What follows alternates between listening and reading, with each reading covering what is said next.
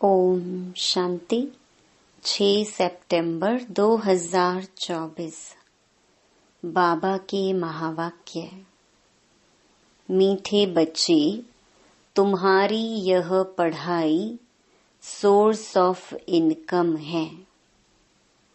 इस पढ़ाई से 21 जन्मों के लिए कमाई का प्रबंध हो जाता है। प्रश्न: मुक्ति धाम में जाना कमाई है या घाटा? उत्तर: भक्तों के लिए यह भी कमाई है, क्योंकि आधा कल्प से शांति शांति मांगते आए हैं। बहुत मेहनत के बाद भी शांति नहीं मिली। अब बाप द्वारा शांति मिलती है, अर्थात मुक्ति धाम में जाते हैं, तो यह भी आधा कल्प की मेहनत का फल हुआ। इसलिए इसे भी कमाई कहेंगे, घाटा नहीं। तुम बच्चे तो जीवन मुक्ति में जाने का पुरुषार्थ करते हो। तुम्हारी बुद्धि में अभी सारे वर्ल्ड की हिस्ट्री, ज्योग्राफी नाच रही है। ओम शांति। मीठे मीठे रूहानी बच्चों को रूहानी बाप ने यह तो समझाया है कि रूह ही सब कुछ समझती है। इस समय तुम बच्चों को रूहानी दुनिया में बाप ले जाते हैं। उनको कहा जाता है रूहानी दैवी दुनिया।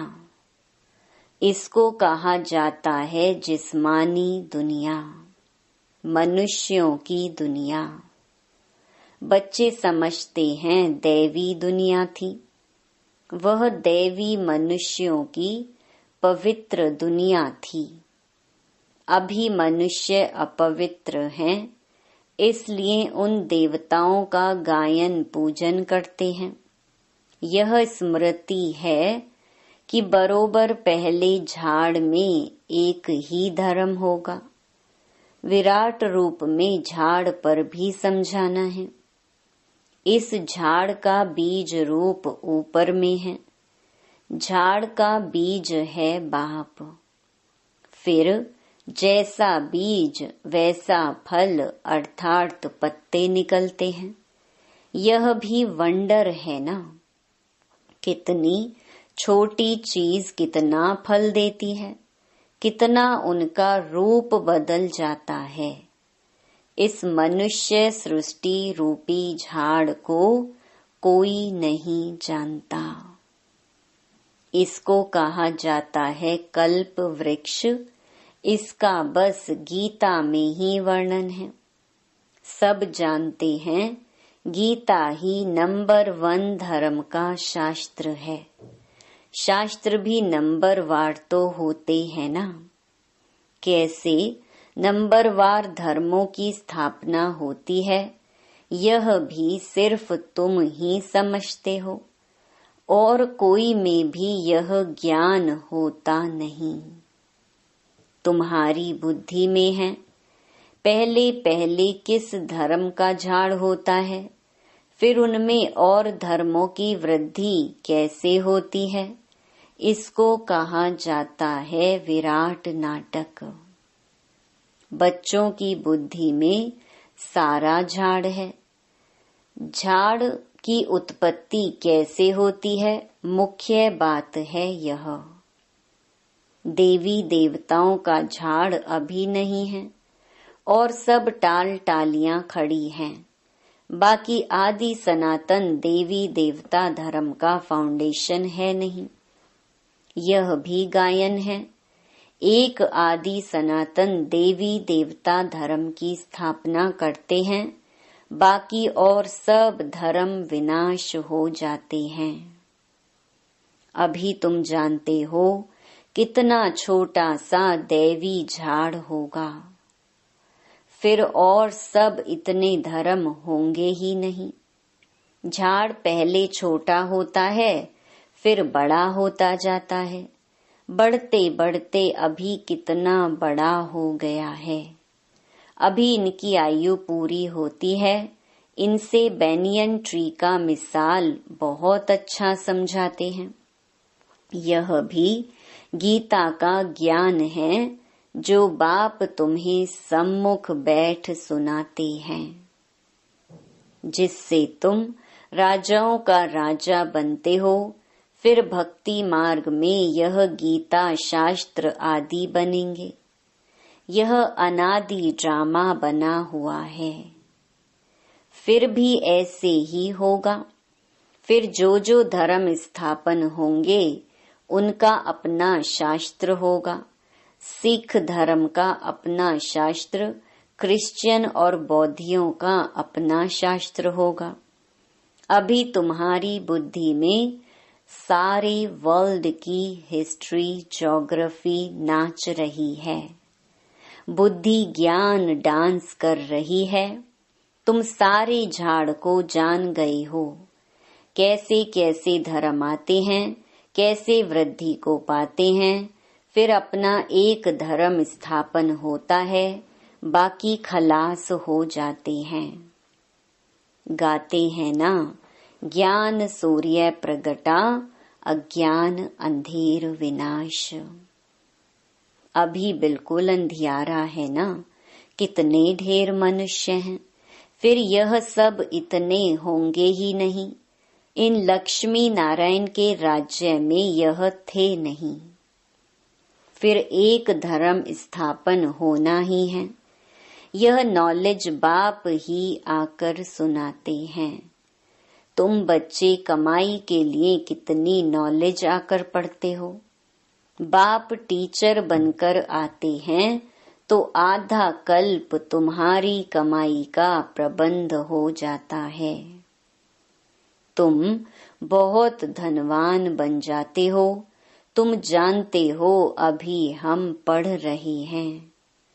यह है अविनाशी ज्ञान रत्नों की पढ़ाई। भक्ति को अविनाशी ज्ञान रतन नहीं कहेंगे।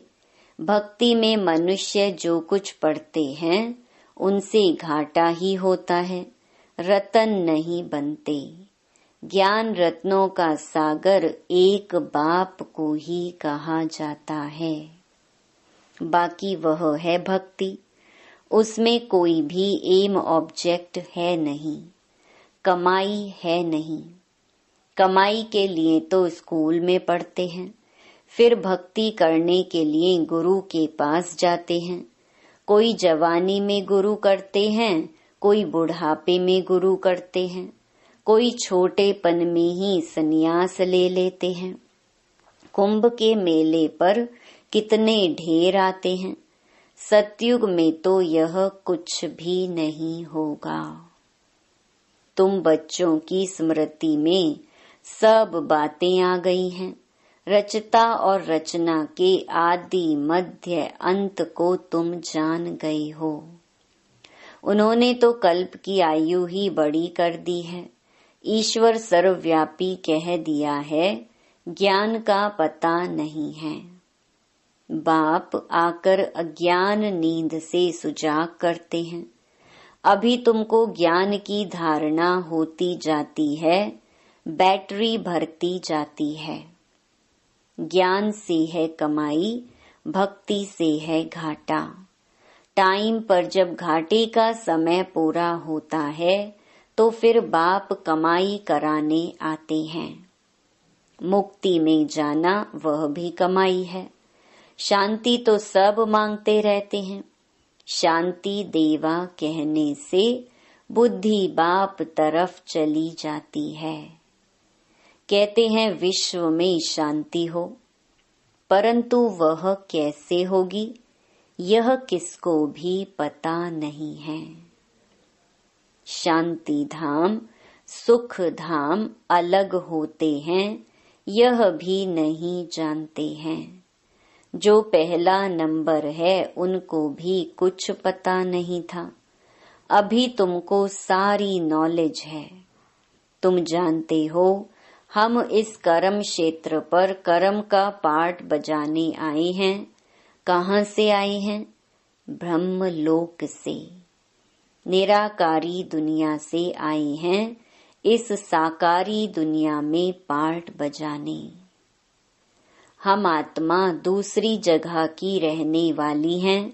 यहाँ यह 5 तत्वों का शरीर रहता है। शरीर है तब हम बोल सकते हैं। हम चैतन्य पाठधारी हैं। अभी तुम ऐसे नहीं कहेंगे कि इस ड्रामा के आदि मध्य अंत को हम नहीं जानते हैं, आगे नहीं जानते थे। अपने बाप को, अपने घर को, अपने रूप को यथार्थ रीति नहीं जानते थे। अभी जानते हैं आत्मा कैसे पाठ बजाती रहती है। स्मृति आई है, पहले स्मृति नहीं थी। तुम जानते हो सच्चा बाप ही सच सुनाते हैं, जिससे हम सचखंड के मालिक बन जाते हैं। सच के ऊपर भी सुख मनी में है। सत कहा जाता है सचखंड को। देवताएं सब सच बोलने वाले होते हैं। सच सिखलाने वाला है बाप। उनकी महिमा देखो कितनी है। गाई हुई महिमा तुमको काम में आती है। शिव बाबा की महिमा करते हैं। वही झाड़ के आदि मध्य अंत को जानते हैं। सच बाप सुनाते हैं तो तुम बच्चे सच्चे बन जाते हो। सचखंड भी बन जाता है। भारत सचखंड था। नंबर 1 ऊंच तीर्थ भी यह है, क्योंकि सर्व की सद्गति करने वाला बाप भारत में ही आते हैं। एक धर्म की स्थापना होती है, बाकी सबका विनाश हो जाता है। बाप ने समझाया है सूक्ष्म वतन में कुछ है नहीं। यह सब साक्षात्कार होते हैं। भक्ति मार्ग में भी साक्षात्कार होता है। साक्षात्कार नहीं होता तो इतने मंदिर आदि कैसे बनते? पूजा क्यों होती? साक्षात्कार करते हैं, फील करते हैं, यह चैतन्य थे। बाप समझाते हैं भक्ति मार्ग में जो कुछ मंदिर आदि बनते हैं, जो तुमने सुना देखा है, वह सब रिपीट होगा। चक्र फिरता ही रहता है। ज्ञान और भक्ति का खेल बना हुआ है। हमेशा कहते हैं ज्ञान, भक्ति, वैराग्य, परंतु डिटेल कुछ नहीं जानते। बाप बैठ समझाते हैं ज्ञान है दिन, भक्ति है रात, वैराग्य है रात का, फिर दिन होता है। भक्ति में है दुख, इसलिए उसका वैराग्य। सुख का तो वैराग्य नहीं कहेंगे। संन्यास आदि भी दुख के कारण लेते हैं। समझते हैं पवित्रता में सुख है, इसलिए स्त्री को त्याग चले जाते हैं। आजकल तो धनवान भी बन गए हैं, क्योंकि संपत्ति बिगड़ तो सुख मिल न सके। माया वार कर जंगल से फिर शहर में ले आती है। विवेकानंद और रामकृष्ण भी 2 बड़े सन्यासी होकर गए हैं। सन्यास की ताकत रामकृष्ण में थी, बाकी भक्ति का समझाना करना वह विवेकानंद का था। दोनों की पुस्तकें हैं। पुस्तक जब लिखते हैं तो एकाग्र चित्त हो बैठ लिखते हैं। रामकृष्ण जब अपनी बायोग्राफी बैठ लिखते थे तो शिष्य को भी कहा तुम दूर जाकर बैठो। था बहुत तीखा कड़ा सन्यासी, नाम भी बहुत है। बाप ऐसे नहीं कहते कि स्त्री को माँ कहो, बाप तो कहते हैं उनको भी आत्मा समझो। आत्माएं तो सब भाई भाई हैं। सन्यासियों की बात अलग है। उसने स्त्री को माँ समझा, माँ की बैठ बढ़ाई की है। यह ज्ञान का रास्ता है। वैराग्य की बात अलग है। वैराग्य में आकर स्त्री को माँ समझा। माता अक्षर में क्रिमिनल आई नहीं होगी। बहन में भी क्रिमिनल दृष्टि जा सकती है। माता में कभी खराब ख्याल नहीं जाएंगे। बाप की बच्ची में भी क्रिमिनल दृष्टि जा सकती है। माँ में कभी नहीं जाएगी। सन्यासी स्त्री को माँ समझने लगा। उनके लिए ऐसे नहीं कहते कि दुनिया कैसे चलेगी, पैदाइश कैसे होगी। वह तो एक को वैराग्य आया, माँ कह दिया। उनकी महिमा देखो कितनी है। यहाँ बहन भाई कहने से भी बहुतों की दृष्टि जाती है। इसलिए बाबा कहते हैं भाई भाई समझो। यह है ज्ञान की बात, वह है एक की बात। यहाँ तो प्रजापिता ब्रह्मा की संतान ढेर भाई बहन है ना। बाप बैठ सब बातें समझाते हैं। यह भी तो शास्त्र आदि पढ़ा हुआ है। वह धर्म ही अलग है निवृत्ति मार्ग का, सिर्फ पुरुषों के लिए है। वह है हद का वैराग्य। तुमको तो सारी बेहद की दुनिया से वैराग्य है। संगम पर ही बाप आकर तुम्हें बेहद की बातें समझाते हैं। अभी इस पुरानी दुनिया से वैराग्य करना है। यह बहुत पतित छीछी दुनिया है। यहाँ शरीर पावन हो न सके। आत्मा को नया शरीर सतयुग में ही मिल सकता है। भले यहाँ आत्मा पवित्र बनती है, परंतु शरीर फिर भी अपवित्र रहता है जब तक कर्मातीत अवस्था हो। सोने में खाद पड़ती है तो जेवर भी खाद वाला बनता है। खाद निकल जाए तो जेवर भी सच्चा बनेगा। इन लक्ष्मी नारायण की आत्मा और शरीर दोनों सतो प्रधान हैं। तुम्हारी आत्मा और शरीर दोनों ही तमो प्रधान काले हैं। आत्मा काम चिता पर बैठ काली बन गई है। बाप कहते हैं फिर हम आकर सांवरे से गोरा बनाते हैं। यह ज्ञान की सारी बात है। बाकी पानी आदि की तो बात नहीं। सब काम चिता पर बैठ पतित बन पड़े हैं।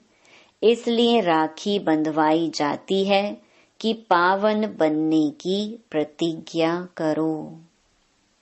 बाप कहते हैं हम आत्माओं से बात करते हैं। मैं आत्माओं का बाप हूँ जिसको तुम याद करते आए हो। बाबा आओ हमको सुख धाम में ले चलो, दुख हरो। कलयुग में होते हैं अपार दुख। बाप समझाते हैं तुम काम चिता पर बैठ काले तमो प्रधान हो गए हो। अब मैं आया हूँ काम चिता से उतार ज्ञान चिता पर बिठाने के लिए। अब पवित्र बन स्वर्ग में चलना है। बाप को याद करना है। बाप कशिश करते हैं। बाबा के पास युगल आते हैं।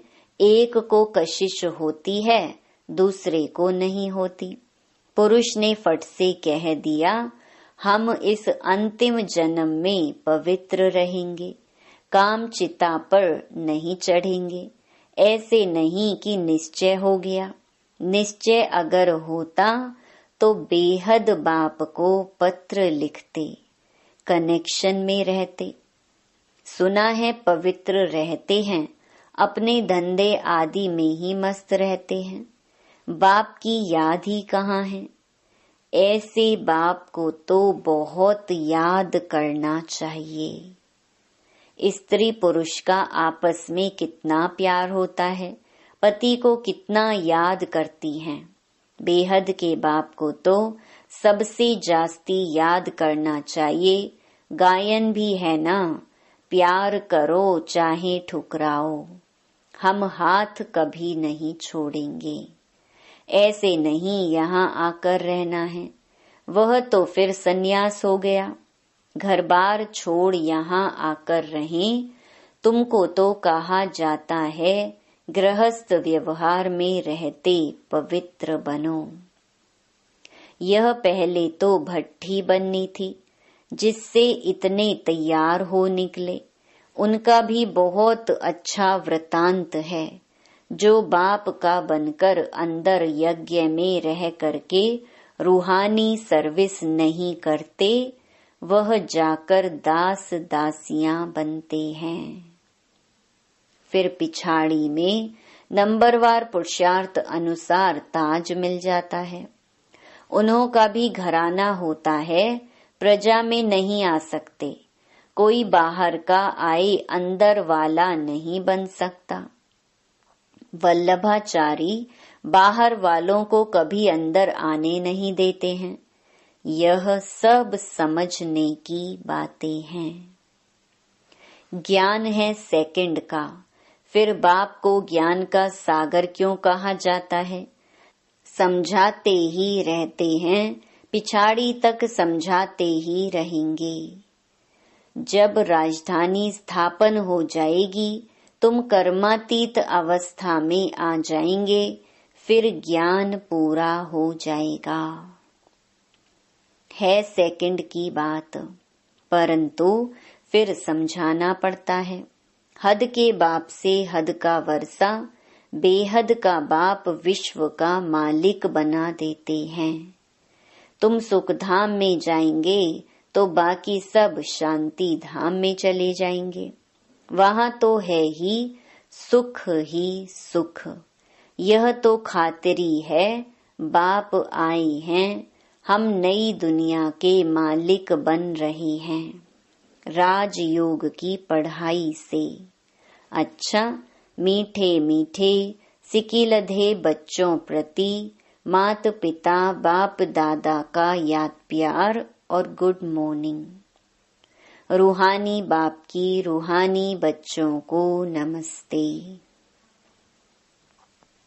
धारणा के लिए मुख्य सार। पहला, इस पतित छीछी दुनिया से बेहद का वैराग्य रख आत्मा को पावन बनाने का पूरा पूरा पुरुषार्थ करना है। एक बाप की ही कशिश में रहना है। दूसरा, ज्ञान की धारणा से अपनी बैटरी भरनी है। ज्ञान रत्नों से स्वयं को धनवान बनाना है। अभी कमाई का समय है, इसलिए घाटे से बचना है। वरदान, ज्ञान रत्नों को धारण कर व्यर्थ को समाप्त करने वाले होली हंस भव। होली हंस की दो विशेषताएं हैं। एक है ज्ञान रतन चुगना और दूसरा निर्णय शक्ति द्वारा दूध और पानी को अलग करना। दूध और पानी का अर्थ है समर्थ और व्यर्थ का निर्णय। व्यर्थ को पानी के समान कहते हैं और समर्थ को दूध समान। तो व्यर्थ को समाप्त करना अर्थात होली हंस बनना। हर समय बुद्धि में ज्ञान रतन चलते रहे, मनन चलता रहे तो रत्नों से भरपूर हो जाएंगे।